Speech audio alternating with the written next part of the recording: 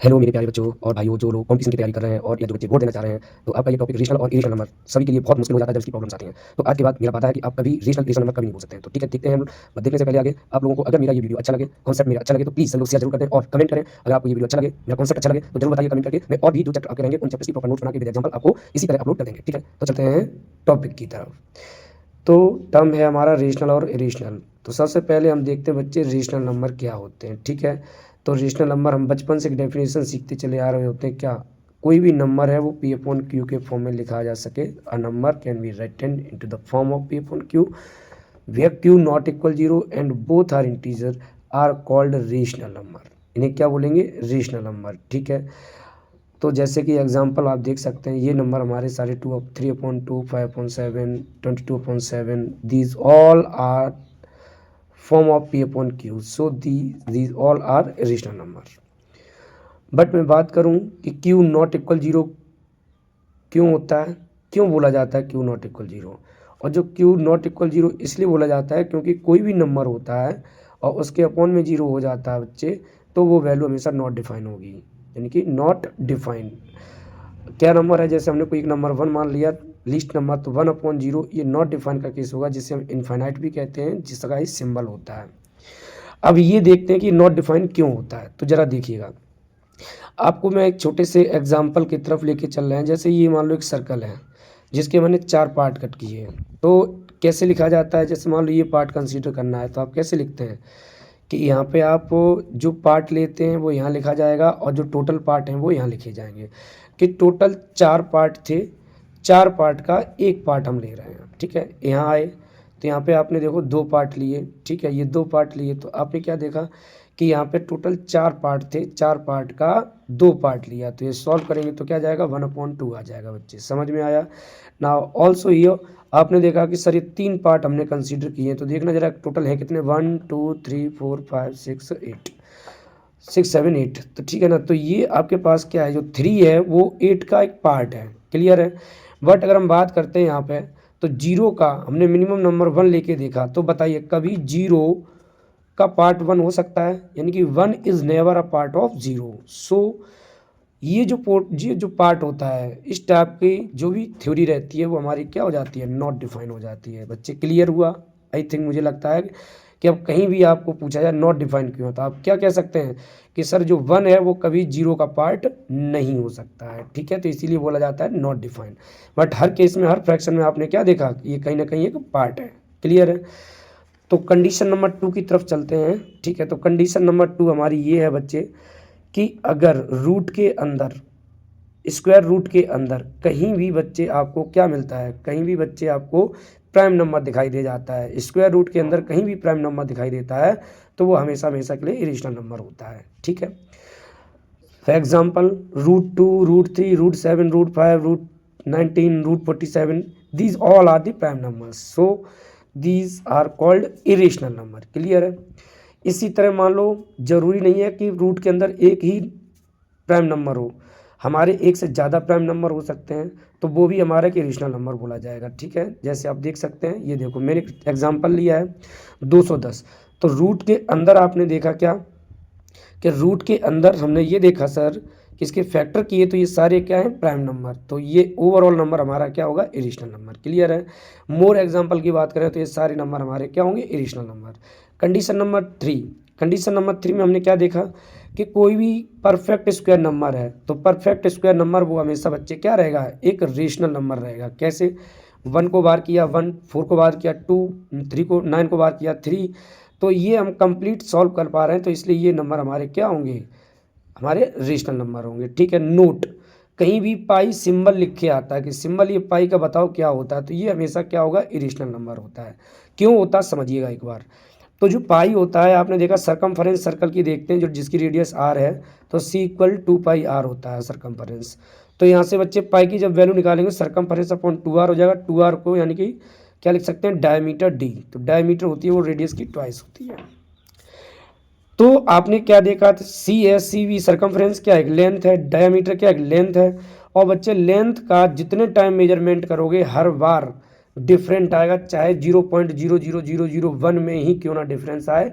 आप जितने बार लेंथ तो छोड़ो, कोई भी क्वांटिटी अगर आप कोई भी क्वांटिटी को अगर आप मेजर करेंगे तो वो क्वांटिटी हमेशा क्या रहती है, एक अलग वैल्यू क्रिएट करेगी और वो हमेशा नंबर क्या रहेगा, एक इरेशनल नंबर रहेगा। इतनी बात क्लियर है बच्चे। तो इरेशनल अपॉन इरेशनल, और हर बार लेंथ डिफरेंट आती है तो कभी रिपीट नहीं करेगी, तो ये कटने के चांस कंप्लीटली नहीं होंगे, तो पाई इसीलिए हमेशा इरेशनल नंबर हो जाता है। ठीक है, अब चलते हैं नेक्स्ट कॉन्सेप्ट की तरफ, एक ट्री डायग्राम्स के थ्रू समझते हैं। तो ट्री डायग्राम बच्चे ये है कि ट्री डायग्राम के अंदर कोई भी हमारा फ्रैक्शन पी अपॉन क्यू है, तो इस फ्रैक्शन को जब हम डिवाइड करेंगे, डेसिमल फॉर्म में ले जाएंगे, तो नंबर हमारे दो टाइप से डिवाइड होंगे, एक होगा टर्मिनेटिंग, एक होगा नॉन टर्मिनेटिंग। अगर नंबर टर्मिनेटिंग हो जाता है तो हमेशा रेशनल होगा, टेंशन लेने की जरूरत नहीं है। फॉर एग्जांपल 3/2 डिवाइड किया, कंप्लीटली कट गया। उसके बाद टर्म आता है नॉन टर्मिनेटिंग बच्चे। तो नॉन टर्मिनेटिंग में क्या देखेंगे, आप देखेंगे रिपीटिंग और नॉन रिपीटिंग। तो जो रिपीटिंग होते हैं वो कैसे होते हैं, जैसे 0.3434 रिपीट कर रहा है कि नहीं कर रहा है, ये भी रिपीट कर रहा है कि नहीं कर रहा है। तो आप क्या देख रहे हैं, जो नंबर नॉन टर्मिनेटिंग रिपीटिंग होते हैं वो हमेशा रेशनल होते हैं। ठीक है, इसके बाद क्या देखेंगे कि जो number non terminating non repeating होते हैं बच्चे, जैसे देखो डेसिमल के बाद कोई डिजिट हमारी मैच नहीं कर, रिपीट नहीं कर रही है, डिजिट हमारी क्या होती जा रही है, अलग होती जा रही है, तो ये नंबर हमेशा क्या होगा बच्चे, एक इरेशनल नंबर होगा। बात क्लियर है। ठीक है, तो अब मैं बात करता हूँ इस टॉपिक के बाद अगला टॉपिक हमारा जो आता है, जो कंपटीशन के बच्चों के लिए मोस्ट इम्पॉर्टेंट रहता है।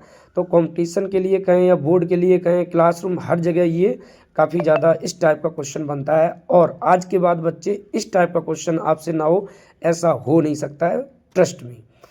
तो जरा देखो, डेसिमल नंबर को कन्वर्ट करने जा रहे हैं पी अपॉन क्यू के फॉर्म में, फ्रैक्शन फॉर्म में। मान लीजिए क्वेश्चन दिया था x = 0.444444, ठीक है, जिसको हमने क्या करना है कि डेसिमल के बाद डिजिट रिपीट करना चाहिए। अगर ऐसा है तो उसे इक्वेशन फर्स्ट मानेंगे, फिर जितनी नंबर ऑफ डिजिट रिपीट कर रही हैं उनको आगे लाना होता है। ठीक है, तो आपने क्या देखा कि आपने जो इसे इक्वेशन फर्स्ट मान लिया, तो आपने देखा एक डिजिट रिपीट कर रही है, तो एक डेसिमल बच्चे यहाँ से उठा के यहाँ लाना है। तो एक जीरो वाला नंबर कौन होगा, 10। तो आपने 10 का दोनों तरफ कर दिया मल्टीप्लाई, इधर भी, तो डेसिमल यहाँ शिफ्ट हो गया, पर इधर 10x हो गया। अब क्या करेंगे, इस दूसरी इक्वेशन में से पहली वाली माइनस कर देंगे, तो यहाँ पे देखो 10x - x क्या हो गया, 9x। और इधर आपने डेसिमल के बाद जितने भी नंबर होंगे वो तो कट के 0 हो जाएंगे, और इधर 4 - 0 करेंगे तो ये आपका 4 आ जाएगा। क्लियर, तो नंबर हमारा x = 4/9 हो जाएगा। ट्रिक की बात करूँ, जब भी ऐसा नॉर्मल फंक्शन हो तो हम क्या करेंगे, कुछ नहीं, जिस नंबर पे रिपीट कर रहा है उन पे उस पर बार लगा देंगे। फिर क्या करना है कि नीचे जितने नंबर पे बार लगा उतने 9 लिखेंगे, और ऊपर जो नंबर है बार लगा है वो लिख दीजिए, आंसर। वन मोर एग्जांपल की बात करूं, तो जैसे मान लीजिए आपके सामने लिखा रखा है x = मान लीजिए लिखा रखा है 0.3 बार, यानी कि 3333। तो इसमें क्या करना है, देखो एक नंबर पे बार है तो आपने एक 9 लिख दिया, और जो नंबर है वो लिख दो, कट के 1/3 आ गया। ठीक है, अभी ये बिल्कुल क्लियर होगा। आगे और चलेंगे, हर क्वेश्चन को ट्रिक से भी करेंगे, कॉन्सेप्ट से भी करेंगे। अगर मैं यहाँ पे बात करूँ तो यहाँ पे चेंज मैंने क्या किया, देखो डिजिट दो, यहाँ पे आपने देखा क्या, यहाँ पे आप 3 डिजिट को देख रहे हैं रिपीट कर रही हैं। तो आपने क्या किया, पहली इक्वेशन मान ली, वही डिजिट यहाँ से रिपीट कर रही है, पहली इक्वेशन मान ली। अब इन 3 डिजिट को इधर करने के लिए 1000 का मल्टीप्लाई करेंगे तो कर दिया दोनों तरफ, तो ये 3 डिजिट यहाँ शिफ्ट होके आगे लेफ्ट में आ जाएंगी डेसिमल के। तो फिर आप सेकंड माइनस फर्स्ट करेंगे तो आप देख सकते हैं यहाँ पे आपने ये x की वैल्यू निकाल ली। ट्रिक से करोगे तो क्या है, भाई मैंने बोला कि जितनी नंबर ऑफ डिजिट पे बार लगाया उतने 9 लिखो। तो देखो आपने कितने 3 है, तो 3 9 लिख दिए, जो नंबर है वो लिख दो, आंसर। ठीक है, अगले टाइप पे चलते हैं, केस 3 पे। केस 3 क्या है हमारा, बच्चे देखेंगे। केस 3 ये है बच्चे आपके सामने कि मैं बात करूं तो x = ये हमारा कोई एक नंबर दे रखा है, जिसमें आप देख रहे हैं, क्या देख रहे हैं कि 5 के बाद एक डिजिट के बाद डिजिट रिपीट कर रही है। तो आपका पहला काम ये होना चाहिए कि डेसिमल को वहाँ ले जाओ जहाँ से डिजिट रिपीट करे। तो सबसे पहला काम ये कि इस डेसिमल को 5 के पीछे ले जाओ। तो सबसे पहले 10 का दोनों तरफ मल्टीप्लाई कर देंगे। तो अब ये देखो डेसिमल के बाद डिजिट रिपीट कर रही है, तो इसे इक्वेशन 1 मान लेंगे। अब क्या करना है कि अब 2 डिजिट रिपीट कर रही है, 2 डिजिट इधर करने के लिए 100 का फिर से इसमें मल्टीप्लाई करेंगे, तो 10 पहले से 100 हो गए, क्या हो जाएगा 1000। अब इस इक्वेशन में से इसे माइनस कर दीजिए, ये देखो, तो ये देखो आपका ये सब्ट्रैक्ट टू डेसिमल हुआ था 0, और ये देखो माइनस होके ये नंबर आ जाएगा। अब मैं ट्रिक की बात करूँ तो क्या करना है आपको कि डेसिमल के बाद मैंने कहा जितने नंबर पे बार लगाए उतने 9 लिखो। तो देखो 2 9 लिख लिए, अब जितने नंबर पे वार ना लगाओ डेसिमल के बाद जितने नंबर पे वार ना लगाओ उतने जीरो लगा दो। तो 1 है तो जीरो लगा दिया। अब जो नंबर है पूरा नंबर लिख दीजिए और माइनस जितने नंबर पे वार नहीं है उसे माइनस कर दीजिए, आपका ट्रिक से आंसर आ जाएगा क्विक रिस्पॉन्स में।